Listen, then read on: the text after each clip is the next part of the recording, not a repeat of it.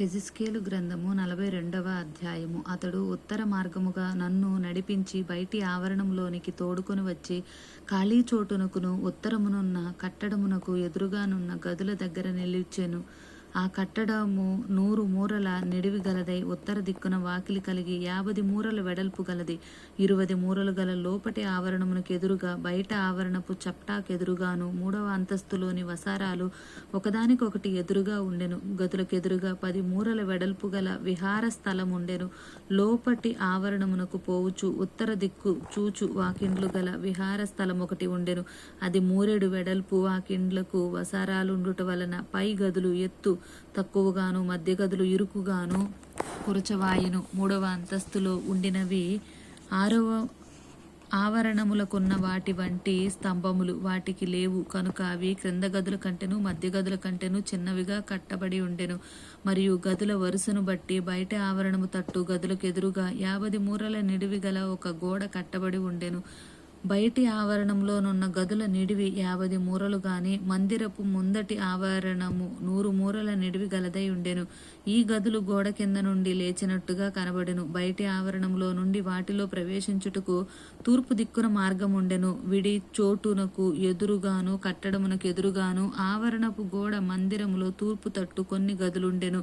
మరియు వాటి ఎదుటనున్న మార్గము ఉత్తరపు తట్టునున్న గదుల మార్గము వలె ఉండెను. వాటి నిడివి చొప్పునను వెడల్పు చొప్పునను ఇవియు కట్టబడెను. వీటి ద్వారములను ఆ రీతినే కట్టబడి ఉండెను. మరియు మార్గపు మొగను దక్షిణపు తట్టు గదుల యొక్క తలుపుల వలె వీటికి తలుపులుండెను. ఆ మార్గము ఆవరణంలోనికి పోవు నూకనికి తూర్పుగానున్న గోడ ఎదుటనే ఉండెను. అప్పుడు ఆయన నాతో ఇట్లనెను, విడిచోటునకు ఎదురుగానున్న ఉత్తరపు గదులు దక్షిణపు గదులను ప్రతిష్ఠితములైనవి. వాటిలోనే యెహోవా సన్నిధికి వచ్చు యాజకులు అతి పరిశుద్ధ వస్తువులను భుజించెదరు. అక్కడ వారు అతి పరిశుద్ధ వస్తువులను అనగా నైవేద్యమును పాప పరిహారార్థ బలి మాంసమును అపరాధ పరిహారార్థ బలి మాంసమును ఉంచెదరు.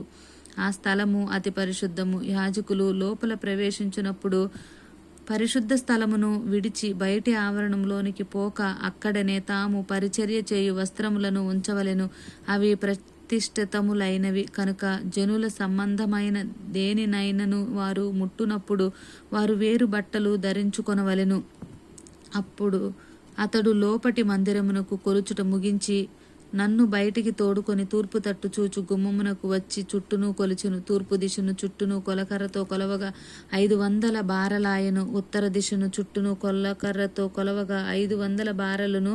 దక్షిణపు దిశను కొలకర్రతో కొలవగా 500 బారలను. పశ్చిమ దిశను తిరిగి కొలకర్రతో కొలవగా 500 బారలను తేలెను.